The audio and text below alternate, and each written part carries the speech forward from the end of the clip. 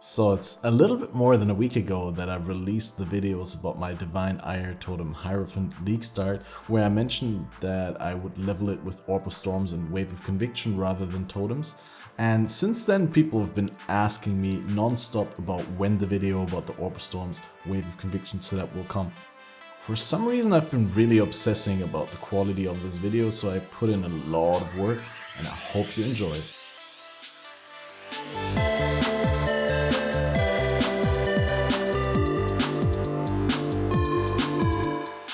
So welcome to this super crash course style tutorial video.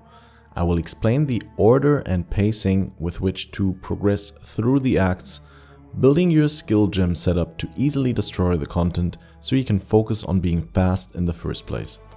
The idea of this video is to present the essence of the current racing meta leveling strategy so you can benefit and improve your leveling by using the optimal setup. The goal here is to spend no more than 30 minutes in each act on average, but don't be discouraged if you cannot hit this with the advice in this video instantly. Most of what makes you a fast player is experience and practice, knowing your progression and the layouts and being able to multitask and adapt to things going differently. As this is supposed to be a short video, I will not be going into every detail about basic game setup and game mechanics, into basic vendor recipes and layouts. And I will consider a given that you 1. Upgrade your life and mana flasks as you level up so the recovery you gain from them remains relevant. 2.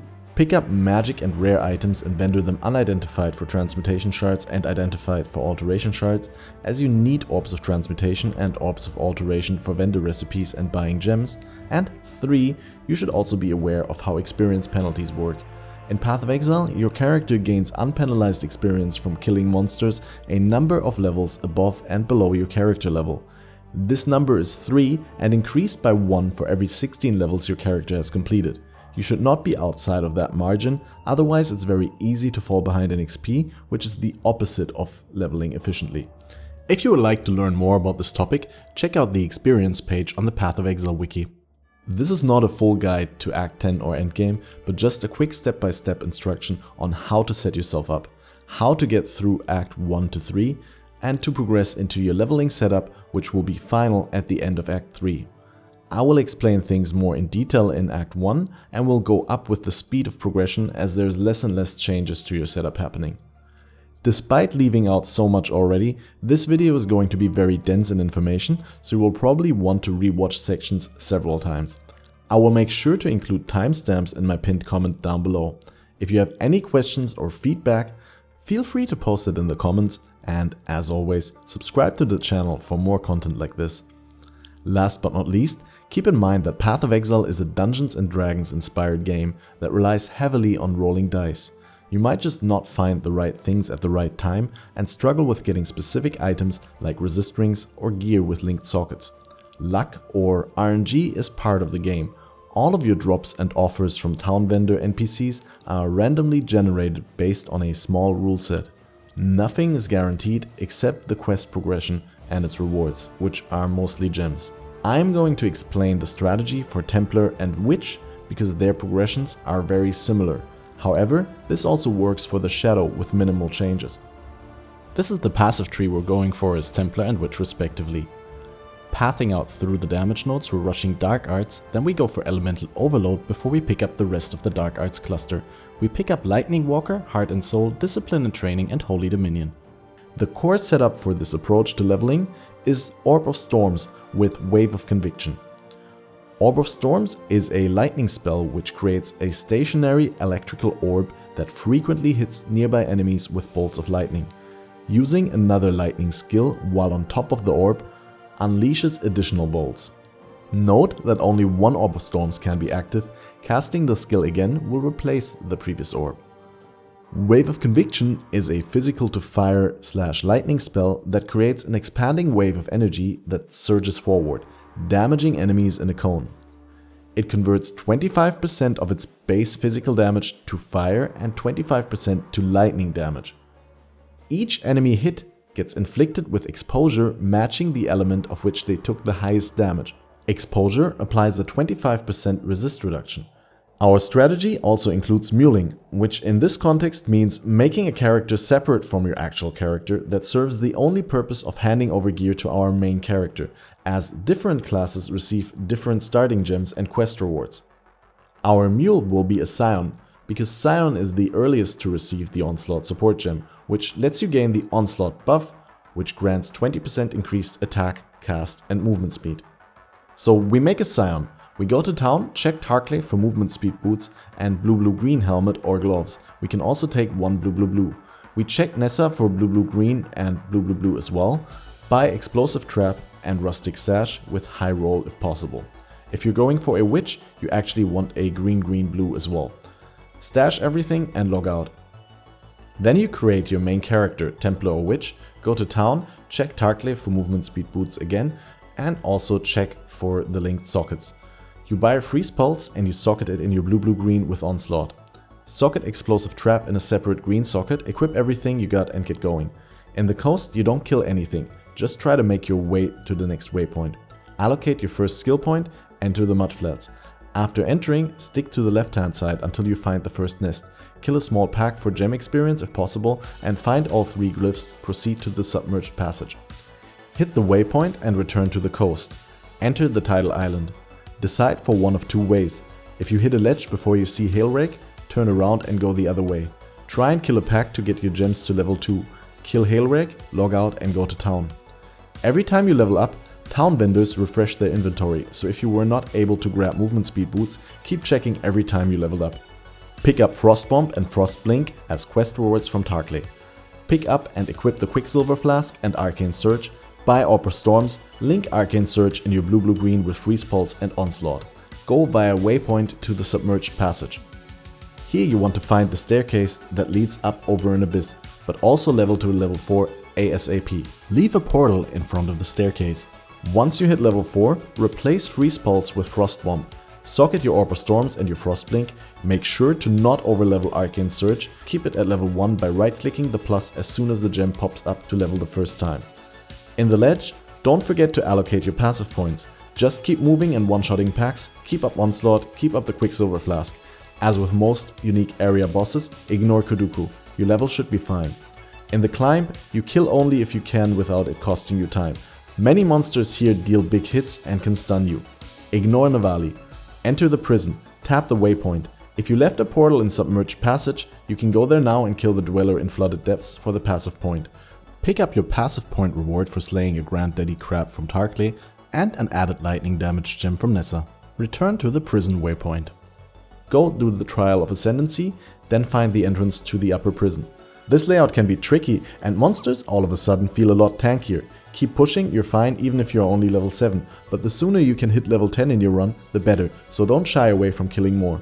On your way to Brutus, use your time to sort out your inventory and move your added lightning damage onto the explosive trap. Kill him with explosive traps, but also use your Frost Bomb, Orb Storms, Frost Blink to deal damage and keep up Arcane Surge and move to avoid his slams. It's easier as a witch if you have lesser poison linked to explosive trap, but a Templar does not have that gem. Log out. In town, you pick up Flame Dash from Tarkley. If you have access Wisdom Scrolls, you may buy a Sapphire Ring or vendor craft one by using the Iron Ring plus Blue Gem recipe, but you don't need to, it just makes the last zones and the Act Boss a lot easier. In Prisoner Escape, you keep moving fast. Don't stop to kill, but keep one-shotting with your high damage Frost Bombs. As soon as you hit level 10 in one of the next couple zones, replace Frost Blink with Flame Dash, which allows for more frequent blinks. Dash over ledges and proceed. In the ship graveyard, tap the waypoint as you need it for the quest. If you find the ship graveyard cave, you may leave a portal. Find the entrance to the caverns, tap the waypoint, go back to town and use your portal to get to the ship graveyard cave. Find the All Flame, log out. Go to the waypoint in ship graveyard, kill Fair Graves, log out. Pick up your reward, go to the waypoint of Cavern of Wrath. Don't forget to equip a Sapphire Ring if you have one, also use Flame Dash to avoid getting slowed by screeching sea witches. The Cavern of Anger is very similar to the Cavern of Wrath, but with exploding spawn, so be extra careful. Make your way to Merville. Before you go in, link your explosive trap with your added lightning damage. If necessary, take Onslaught off of your Frost Bomb. Don't log out, directly go to Act 2, you can use the town vendors there. Put your added lightning damage back on the Frost Bomb. Unless you need to sell things, Don't talk to any NPC here in Act 2, but directly leave to the right. In the old fields, if you found a second Quicksilver, you can completely skip the den and just run through. If not, then in this zone you walk down just a little before following through top right. Sometimes the den is right next to the entrance.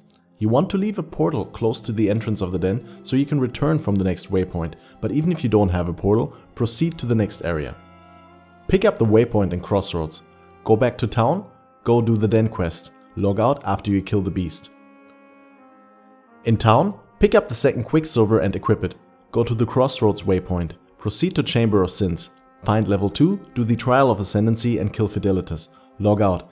Back in town you can now get Heralds and Wave of Conviction. You get one of them as quest reward and you should have accumulated enough currency to buy the other ones. You want to have Herald of Thunder, Herald of Ice, Herald of Purity and Wave of Conviction. Leave to the bottom side, enter the riverways. Pick up the waypoint and start running to the Western Forest. As soon as you hit level 16, drop Frost Bomb. Replace it with Orper Storms and put Wave of Conviction into the link with Arcane Surge. Equip and activate your Heralds. Your boss killing from now on will only use explosive traps for front loading damage, but the actual fight will be fought with Wave of Conviction on top of Orper Storms. In the Western Forest, find the waypoint. From the waypoint, proceed to the entrance of the Weaver's Chamber on the opposite side of the road. Find the Weaver, kill and log out. Pick up Controlled Destruction as a reward from Silk. If possible, purchase Trap and Mine Damage and link one or both to your explosive trap. Ditch Poison if you're a witch. Go to the waypoint in Crossroads, walk down to the Fellshrine ruins. Find the entrance to the crypt, do the Trial of Ascendancy there, log out. Go to the waypoint in Crossroads and walk to the Broken Bridge. Find and kill Kraton, log out. Go to the waypoint in Riverways, get to the Wetlands and kill Oak. Find the waypoint and use it to port into the Western Forest. Go to Alira's camp, say you'll help her to gain her favor and pick up the Apex quest item. Run south, kill the guard captain and open the passage. Log out. Go to the Wetlands waypoint, enter the Val ruins and find the exit. Make your way to the Western Forest into caverns, find the waypoint and pick up the movement speed craft. If you have not found movement speeds until now, you can craft 10 to 14% movement speed onto your boots for 3 orbs of augmentation in your hideout, assuming they have a free prefix. Find the entrance to the Val Pyramid, progress to the Val Oversoul and kill it as discussed. Use explosive traps for front loading damage, but fight the actual fight with Wave of Conviction on top of Orb of Storms. Orb of Storms will kill the spawn, this will prevent the Val Oversoul from going underground and help you to end the fight quickly. In Act 3, kill the guard captain, talk to Clarissa, enter town. If you are underleveled, you can run this zone repeatedly to get to level 21. Make your way through the slums to the crematorium. Do the Trial of Ascendancy, hurry to make it in time to save Tolman and defeat Piety. Oh no, Tolman died. Pick up his amulet. Log out. Hand the amulet to Clarissa and receive the sewer keys. Go and enter the sewers. One of the 3 busts for Hargan's quests is always in the section before the waypoint. The other 2 are in the section after the waypoint. Make sure you pick up waypoint and busts and enter the marketplace. Find the waypoint there. Enter the catacombs. Do the Trial of Ascendancy. Log out. Return to the waypoint and marketplace, progress into the battlefront, find the waypoint there and pick up the ribbon spool. If you are below level 24, enter the Solaris Temple and level on your way to find the waypoint in Solaris Temple level 2 and return to the waypoint in Battlefront. If you are at least level 24, enter the docks and feel free to farm up good experience while searching for the Thaumatic Sulfide. Find it, log out. Return to the waypoint in Battlefront and run to Solaris level 2 or directly travel to the waypoint there in case you ran it before. Talk to Diala, pick the rare Jade Amulet as a reward for dexterity and receive the Infernal Talk quest item. Travel to the waypoint in the sewers and burn the Undying Blockade. Enter the Ebony Barracks, pick up the waypoint, kill Gravicious. For the Witch and Shadow class, this unlocks the Lightning Spire Trap Gem at the town NPC Clarissa. It costs 1 Orb of Chance. Templar has to wait a bit longer. Enter the Lunaris Temple. Make your way past Cole and hit the waypoint. Log out. In town, pick up the Conductivity Curse Gem as a reward for the Crematorium quest from Maramor. Before you go into Lunaris Temple to face Piety, you want to make sure you have all your resists sorted and no big deficits. Between Alira's Favor and the Holy Dominion Notable, you have 27% all resist, so if you manage to pick up Lightning Walker already, your resists are 27, 27, 42 without gear, so you should be able to hit 60 plus on all 3 with some gear. If you have 3 suffixes on pieces, keep in mind you can craft 16 to 20% of 1 resist for 1 orb of transmutation. PoE itself deals all 3 elements, but on the way there you need predominantly fire resist against the projectiles from the topless ladies, which convert half their physical damage to fire. Find the stairs up and continue into the general direction. When you arrive on the level with the carriages, go into the direction where the waypoint is behind you. The other side is a dead end. Once more, utilize your flame dash to go through cages and doors. Beat PoE and don't forget to pick up the lightning damage crafting recipe in the corner. Log out. Pick up your skill point from Greg and go to the Ebony Barracks waypoint. Make your way to the Imperial Gardens. Find the waypoint there and search for the Trial of Ascendancy in the top corner. If you're a witch, there's no need to do library, so you can log out. As a Templar, you need to do library for the Lightning Spire trap, so don't log out and find the entrance to the library. In library, there's a lot of nasty freeze pulsers, so if your resists aren't fine yet, make sure to swap gear to cap cold. Find the waypoint and Ciosa, then find the candle which opens the door to the archives. Finish the quest by finding all 4 golden pages and returning them to Ciosa. Keep in mind to bring an orb of chance for the Lightning Spire trap. Once you hit level 28, abandon Explosive Trap and 3-link or if possible 4-link your Lightning Spire trap. Suitable gems are Trap and Mine damage, Elemental Focus, Controlled Destruction, added lightning damage or added cold damage depending on your socket colors. Do not use Concentrated Effect on Lightning Spire trap. Your other main link should be your Orb of Storms with added lightning damage and onslaught, but you can also use Lightning Penetration or Arcane Surge on top if you do have a 4-link. Do not use Controlled Destruction on Orb of Storms. Your setup should now include a 3 to 4-link Lightning Spire trap, a 3 to 4-link Orb of Storms with onslaught and 1 to 2 damage gems, a 3-link with Wave of Conviction and Flame Dash both linked to Arcane Surge, the Conductivity Curse in an unlinked socket, and Herald of Purity, Herald of Lightning and Herald of Ice. This is essentially your leveling setup and what you will use to beat all the other content throughout the storyline. If you find a 5-link chest piece, you will use it for your Lightning Spire trap. If you're unlucky with drops, you can vendor craft a flat lightning damage to spells wand. Later on, you can use advanced trap support in place of a damage support on your Lightning Spire trap. This significantly reduces the cooldown and you can use it multiple times in encounters which consist of several phases.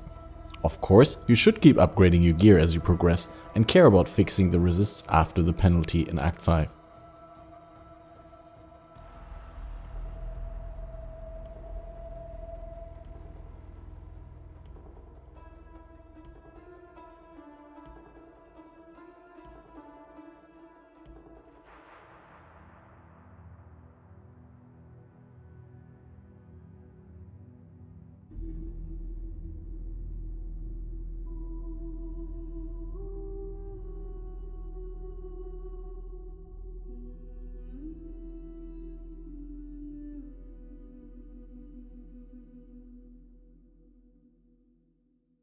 It's a little disjointed. Seems like a lot of short scenes. It's bold in terms of jerking people around, but